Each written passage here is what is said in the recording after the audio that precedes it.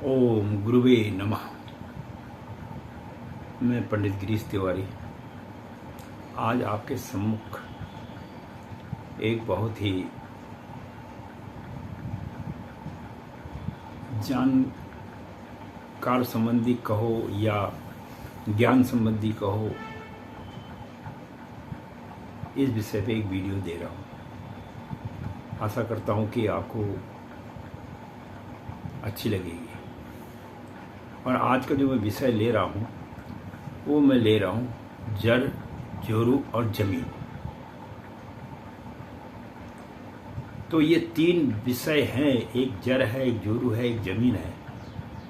तो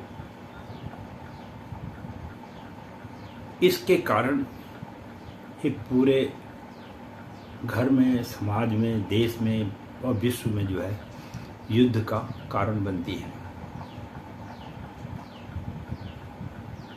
तो हमारे बुजुर्गों ने कहा भी है कि जड़, जोरू, जमीन, ये तीनों जो चीज़ें हैं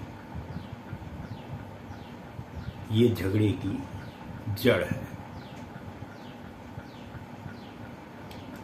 और इसके बारे में मैं आपको संपूर्ण विस्तार समेत समझाता रही हूँ।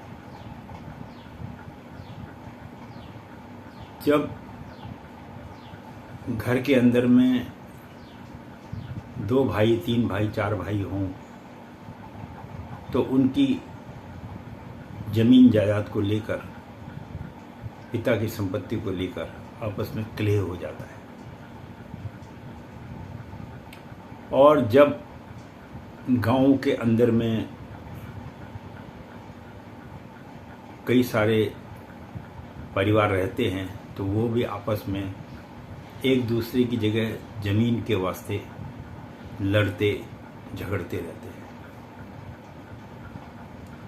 और उसमें यहाँ तक नौबत आ जाती, कई बार कोर्ट कचहरी तक वो लोग चले जाते हैं। अब कई बार मैंने ये भी देखा है कि जो विश्व में, जैसे आपके कई देश हैं, जो मैं किसी देश का पर्टिकुलर नाम नहीं लेना चाहता हूँ और अच्छा भी नहीं लगता है, तो वो चाहते हैं कि उस देश की संपत्ति को हड़प लिया जाए या एक राजा दूसरे राजा पर आक्रमण करता ताकि उसकी ज़मीन जायदाद को ले ली जाए। तो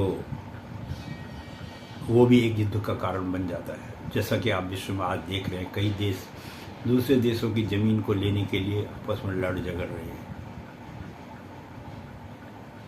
अब इसके अलावा कई लोग आपस में लव मैरिज और ये करते हैं, 2 परिवारों में क्लेश हो जाता है। चाहे लड़की में कितनी भी योग्यता क्यों ना हो, लड़के में कितनी भी योग्यता क्यों ना हो, लेकिन समाज के डर से कहो या किसी भी कारण से कहो, 2 परिवारों में जो क्लेश का जड़ है वो स्त्री है। तो इस प्रकार से जो है वह भी एक कारण बढ़ता है। और कई बार क्या है, धन के कारण, सपोज आपके पास धन है और आपने किसी को धन दे दिया और उसके बाद वह व्यक्ति उस धन को वापस ना कर पाया, तो वह भी जो है एक क्लेश का कारण बन जाता है, युद्ध का कारण बन जाता है। आपस में लड़ मर पड़ते हैं, किसके खातिर? पैसों के खातिर। तो इस प्रकार से जो हमारे पूर्वज कह गए, जड़, जोरू और जमीन, ये तीनों चीजें जो हैं मनुष्य के जीवन में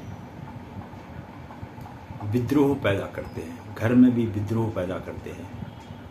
कई बार घर में बंटवारे में जो जेवरात वगैरह हैं उसमें किसी को कम मिल जाए, किसी को ज़्यादा मिल जाए, तो उस पर भी घर में युद्ध जैसी स्थिति पैदा हो जाती है। युद्ध तो युद्ध है, चाहे घर में युद्ध हो, चाहे गांव में युद्ध हो, चाहे देश में युद्ध हो, चाहे विश्व में युद्ध हो, उसका रूप छोटे से लेकर विशाल तक हो जाता है।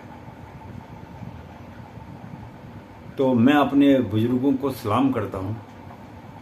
जो बात मैं आज आपके सामने कह रहा हूँ ये इस बात को हमारे बुजुर्ग और हमारे शास्त्रों में भी, न्याय शास्त्र वगैरह में अगर आप देखेंगे तो उसके अंदर में भी इस चीज़ का वर्णन किया हुआ है। तो इसलिए जो है मैं तो यही कहूँगा कि इस चीज़ से मुक्ति पाए कैसे जाए। इस चीज़ से आदमी तभी मुक्ति पा सकता है या तो वो सन्यासी बन जाए या वो माया मोह को छोड़ दे।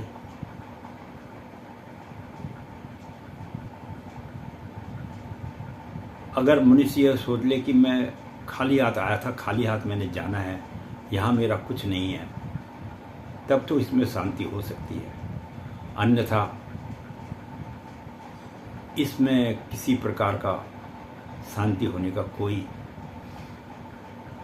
कारण ही नहीं है, क्योंकि चाहे जितना मर्जी आप कर लीजिए, लेकिन ये विद्रोह का एक कारण बनता है। इसलिए इसमें जो सतर्कता बरतेगा उसका जीवन धन्य हो जाएगा और वह सुखी हो जाएगा। इसके साथ ही मैं पंडित गिरीश तिवारी अपनी वाणी को यहीं पर समाप्त करता हूँ। आशा करता हूँ कि शास्त्रों और अन्य चीज़ों पर तो कई वीडियो देता ही रहता हूँ मैं, तो कभी कभी ये जो जीवन की घटनाएं हैं इसके विषय में भी अगर थोड़ा बहुत लोगों को आगाह किया जाए तो यह भी एक अच्छा माध्यम है और सबके सम्मुख मुझे भी आप लोगों के सामने कहने का मौका मिल जाता है। इसके साथ ही आप लोगों का वीडियो देखने का बहुत बहुत धन्यवाद। अच्छा लगा तो लाइक करो, नहीं लगा तो कोई बात नहीं। धन्यवाद।